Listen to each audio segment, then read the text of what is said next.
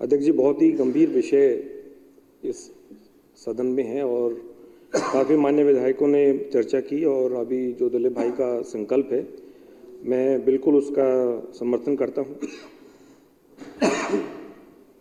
अध्यक्ष जी, एक चीज़ मुझे समझ में नहीं आती। 2015 से लगातार बस मार्शल्स बसों में तैनात थे और उसके पीछे भी मैं ज़्यादा विस्तार में नहीं बात करूँगा क्योंकि काफ़ी चर्चा हो चुकी है इस इशू पे। लेकिन कहीं ना कहीं मकसद सिर्फ इतना था कि जो यात्री हैं और स्पेशली जो फीमेल पैसेंजर्स हैं और बसों में जो उनको दिक्कतों का सामना करना पड़ता है, सुरक्षा का जो मामला है, और माननीय सीएम अरविंद केजरीवाल जी का जो विजन था कि बसों में जब हमारी महिलाएं सफ़र करें तो उनको ऐसा लगे कि जैसे वो अपने घर में हैं, उनका कोई परिवार का एक सदस्य है, कोई भाई है, कोई बेटा है, कोई बहन है, जो उनकी सुरक्षा के बारे में। और ये चीज़ जब सीएम साहब खुद बसों में महिलाओं के बीच जब गए थे बसों में, तो महिलाओं ने खुद कहा ये चीज़, और मैं साथ में था, कि जी हमें ऐसा लग रहा है कि हमें हमारी सुरक्षा के लिए कोई हमारा अपना है जो कि वर्दी में भी है। ये सोच सिर्फ इतनी थी। और पूरी दुनिया में, मैं रिकॉर्ड पे कह रहा हूं कि पूरी दुनिया में, चाहे वो इस देश की सबसे बड़ी सरकार हो, सबसे बड़ी पार्टी हो, और चाहे दुनिया में कोई और जितने डेवलप्ड नेशंस हो, किसी की इतनी हिम्मत नहीं थी कि जो इतने बड़े पैमाने पे, इतने बड़े स्केल पे इस तरह की स्कीम को लॉन्च किया जाए। महिलाओं का सफर जो है वो किस प्रकार से सुरक्षित किया जाए। तो 2015 से फिर महिलाओं का सफर फ्री हुआ 2019 में, तो सीएम साहब का निर्णय था कि भाई सभी बसों में मार्शल्स तैनात किए जाएं। ट्रांसपोर्ट मिनिस्टर भी मैं था, रेवेन्यू मिनिस्टर भी मैं था। ये जो बार बार ये बीजेपी वाले कहते घूम रहे हैं कि ये आम आदमी पार्टी के वॉलंटियर्स हैं, मैं उसको क्लैरिफाई करना चाह रहा हूं। डीजी होमगार्ड्स को बुलाया गया कि भाई आप इतने होमगार्ड्स हमें दे दें, 14,000। बार बार उनसे मीटिंग की गई, बार बार एडवर्टीजमेंट इशू किए गए। डीजी होमगार्ड ने हाथ खड़े कर दिए कि जी हम इतने होमगार्ड नहीं दे सकते। हमने दोबारा पूछा, बोला जी बिल्कुल नहीं दे सकते इतने होमगार्ड, हम 3-4 हज़ार से ज्यादा होमगार्ड नहीं दे सकते। उसके बाद रेवेन्यू डिपार्टमेंट को, क्योंकि वो डिजास्टर से कम नहीं है ये चीज, अगर किसी शहर में अगर महिलाएं सुरक्षित नहीं है, अगर पैसेंजर सुरक्षित नहीं है, तो डिजास्टर का मतलब ये नहीं कि कहीं आग लग गई, कहीं अर्थक्वेक आ गया। ये भी एक तरह का डिजास्टर है।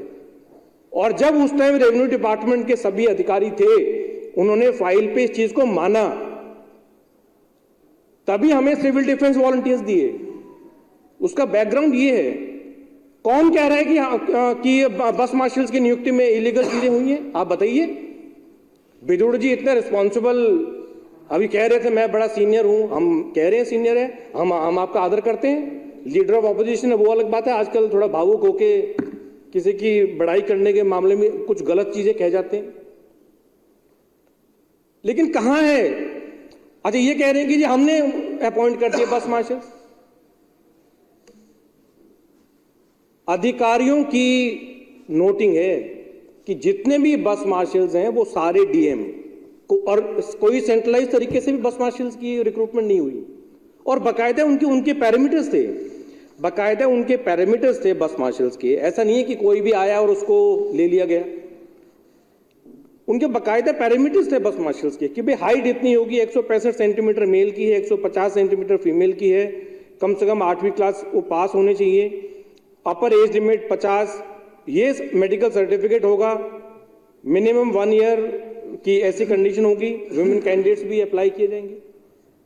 तो ये सारी चीजें फाइल में, उसके बाद डिसेंट्रलाइज तरीके से इनका सिलेक्शन हुआ। 11-12 डीएम जो है उन्होंने बाकायदा कमेटी बनी, उसमें उनका सिलेक्शन हुआ। तो कौन कह रहा है कि भाई ये सारे आम आदमी पार्टी के वॉलंटियर्स हैं? ये सिर्फ बहाने हैं। उनको कोई ना कोई रास्ता निकालना था कि किस प्रकार से एक जो स्कीम अरविंद केजरीवाल जी लॉन्च की, और ये तो बार बार हम कह रहे हैं कि बीजेपी वाले जो हैं वो, उनको महिला सुरक्षा से कोई मतलब है नहीं। ये बिदुड़ जी कह रहे थे अभी कि जी वहां पर सचिवालय में धरने पे बैठे, तो भाई आप लोगों ने क्या किया? अगर ये कह रहे हैं कि उनके साथ हैं तो इन्होंने क्या किया? बीजेपी का कह रहे हैं कि विधायक दल उनके साथ है। ये अध्यक्ष जी सरासर राजनीति हो रही है और घटिया राजनीति है। बस मार्शल जो बनना चाहता है वो कोई संपन्न परिवार से नहीं है, ना उसके पास कोई अच्छी नौकरी है, तब जाके वो, अच्छा ये जो परमानेंट नौकरी भी नहीं है, उनको तो पर दिन का हर दिन का ऑनरेडी मिलता है। तो बस मार्शल कौन बनना चाहेगा? जो बेचारे गरीब परिवार से है, ज़्यादा पढ़ा लिखा नहीं है, रूरल एरिया से मोस्टली। मैं तो खुद ऐसी विधानसभा से आता हूँ। कल मैं 3 गांव गया अध्यक्ष जी, कंझावला, निजामपुर, सावदा। आप यकीन कीजिए, मैं बिल्कुल सच बता रहा हूँ आपको, वहाँ भी बस मार्शल जो है, जब उनको पता चला कि परिवहन मंत्री यहाँ पे आ रहे हैं, वहाँ भी मेरे सामने बस मार्शल, और मुझे वाकई में मेरे आंखों में आंसू आ जाते हैं। मतलब क्या बोलें इनको? एक व्यवस्था जो जिससे कि दोनों तीनों चीज़ें हो रही हैं, पैसेंजर्स को सेफ्टी है, सिक्योरिटी है, हमारे जो नौजवान साथी हैं उनको नौकरी मिल रही है, मतलब उनके भी दुश्मन बन गए। और बिदुरी जी को मैं इनके इतना रिगार्ड करता हूं, पर पता नहीं इनके ऊपर क्या दबाव है, ये बार बार खड़े होके केवल राजनीति कर रहे हैं। अभी कह रहे थे सर्कल रेट की बात कर रहे थे, भाई किसने भेजी सर्कल रेट की फाइल वापस? 2 बार कह रहे जी मैं किसान का बेटा हूं। कौन से किसान के बेटे हैं? 2 बार हम फाइल भेज चुके हैं। पर अध्यक्ष 2 चीजें हैं, या तो ये बहुत वो है या बहुत समझदार हैं। अब वो है नहीं, लेकिन जनता बेवकूफ नहीं है। मैं इतना आपको कहना चाहूंगा, ये इतने सीनियर लीडर हैं और मुझे लगता है कि एलजी साहब टाइम भी नहीं देते इनको, क्योंकि अगर टाइम देते होते तो ये जाके बोलते। कह रहे हैं सर्कल रेट, कौन करेगा सर्कल रेट? 2 बार हम फाइल भेज चुके हैं बना के। पहले इन अफसरों की बात करो। अच्छा एक चीज और बताइए मुझे, as a transport minister, as a revenue minister, including finance minister, कि ज्वाइंट मीटिंग में डिविजनल कमिश्नर के सामने, प्रिंसिपल सेक्रेटरी फाइनेंस के सामने, सेक्रेटरी होम के सामने हमने आदेश दे दिए कि भाई जब तक, अगर आप ये चाहते हैं कि अगर ये इन बस मार्शल का काम नहीं है, तो जब तक इसका कोई ऑल्टरनेट अरेंजमेंट, कह रहे थे जो, तो कैबिनेट नोट किसको पुटअप करना था? अगर ये कह रहे हैं कि कहीं ना कहीं अगर इनको रेगुलाइज नहीं किया गया, पहले बात तो किस चीज़ का रेगुलाइज करना था? बस मार्शल काम कर रहे हैं, रेवेन्यू डिपार्टमेंट ने सहमति दी हुई है। बस मार्शल की रिक्रूटमेंट कहाँ से हुई? उनकी कोई अलग से थोड़ी रिक्रूटमेंट हुई। सिविल डिफेंस वॉलंटियर जो लगातार निष्काम सेवा, मतलब बिना किसी लालच के उन्होंने कई साल जो है वो अपनी सेवाएं दी, वही लोग। अच्छा सिविल डिफेंस वॉलंटियर थोड़ी सिर्फ बस मार्शल हैं। आप देखिए पूरी दिल्ली में जब भी कोई प्रॉब्लम आती है, चाहे वो कोविड का समय हो, चाहे वो ऑड इवन का समय हो, माननीय सीएम साहब भी बोलेंगे, मैं उसमें नहीं जा रहा कि कितने बस मार्शल ने कितना बढ़िया काम किया। सीएम साहब ने खुद उनको आके उनकी पीठ थपथपाई, किडनैपिंग से लेकर और जितने भी चीजें हैं। तो मिनिस्टर्स के डायरेक्शन के बावजूद लगातार, और मेरे पास जितनी बार भी फाइल आई as a revenue minister, as a transport minister, मैंने बार बार क्लियरली ये लिखा है कि भाई आप ये कह रहे हो कि सीसीटीवी पैनिक बटन, अब ये बताइए बच्चियां किडनैप हो रहा है, उसमें सीसीटीवी क्या करेगा? वो तो बाद की बात है कि इन्वेस्टिगेशन के टाइम पुलिस जो है उसको यूज करेगी। अच्छा सीसीटीवी भी ये कह रहे हैं महिलाएं सुरक्षा, निर्भया फंड से 1 पैसा नहीं दिया दिल्ली सरकार को, not even a single penny. पहले कहते हैं हम सरकार को पैसा देंगे, लेकिन माननीय सीएम साहब की सोच और उनका दिल, मुझे आज भी वो याद है कि मैंने सीएम साहब को कहा जाके कि जो निर्भया फंड से 1 पैसा नहीं मिलेगा, ये जो सीसीटीवी और पैनिक बटन हम लगाना चाह रहे हैं इसमें 200-250 करोड़ रुपए का खर्चा है। मुझे मेरे वो चीज कानों में गूंज रही है कि कैलाश साहब चिंता मत करो, ये हमारी कमिटमेंट है, मेरी कमिटमेंट है दिल्ली वासियों की, कि जो हमारी महिलाएं, और ये भी बताना चाहूंगा पूरे देश में, ये बार बार कहते रहते हैं डीटीसी घाटे में चलेगी, डीटीसी घाटे में चलेगी। हम ये तो कभी नहीं कहते कि स्कूल घाटे में चले गए। हमने कहा है कभी स्कूल घाटे में चले गए?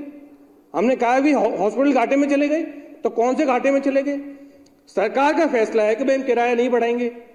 हम लोगों को पोल्यूशन को माइंड में रखते हुए हम एनकरेज कर रहे हैं कि उनको ज्यादा पब्लिक ट्रांसपोर्ट में चले, वो बार बार उस पर चले जाते हैं। ये तो कभी नहीं कहेंगे पूरे देश में केवल एक सरकार है जिसकी जितनी भी बसें हैं, और ये अरविंद केजरीवाल का जो मॉडल है उसका एक चेहरा है।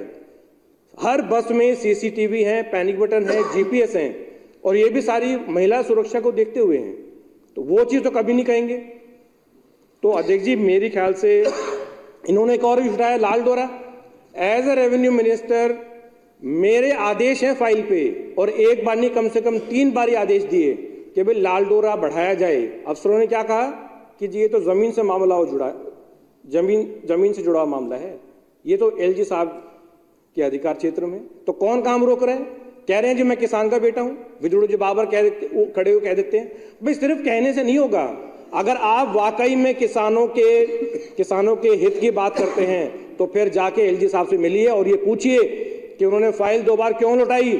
उनसे पूछें कि सर्कल रेट आपने क्यों नहीं बढ़ाए। अभी एक और चीज कही इन्होंने, ऑल्टरनेट प्लॉट। किसने देने ऑल्टरनेट प्लॉट? वो तो लैंड एंड बिल्डिंग का डिपार्टमेंट है जिन्होंने देने हैं, वो भी एलजी साहब को करना है। तो मुझे ये समझ में नहीं आता, ये बार बार खड़े होकर ये कहते रहते हैं कि ये नहीं हुआ, ये नहीं हुआ, ये नहीं हुआ। भाई सारे काम, 3 काम आपने कहे, तीनों काम। और चौथा बस मार्शल्स का, बस मार्शल किसने हटाए? मुझे कोई संकोच नहीं है इस पूरे सदन के बीच ये कहने में कि बस मार्शल्स को हटाने के पीछे बहुत बड़ी साजिश है और बीजेपी के तहत ये साजिश हुई है, इसमें कोई संकोच नहीं कहने के लिए। अध्यक्ष जी, मैं सिर्फ इतना कहना चाहूंगा कि बस मार्शल के साथ पूरी सरकार, ये पूरा सदन, और केवल सदन ही नहीं, पूरी दिल्ली की जनता उनके साथ है। उनका जो दुख है, उनका जो दर्द है, मैं समझ सकता हूं कि केवल जो मेरे ख्याल से 15 से 16 हज़ार रुपये महीने के जो कमाता है उसका परिवार कैसे चलता है वो मैं समझ सकता हूं। और ये बहुत ही घटिया राजनीति इनके साथ की गई है, लेकिन उनको ये भी मैं विश्वास दिलाना चाहूँगा कि पूरी सरकार, सीएम साहब जो हैं वो पूरे उनके साथ हैं, और जब तक उनकी बाली नहीं होगी हम चैन से नहीं बैठेंगे। बहुत बहुत धन्यवाद।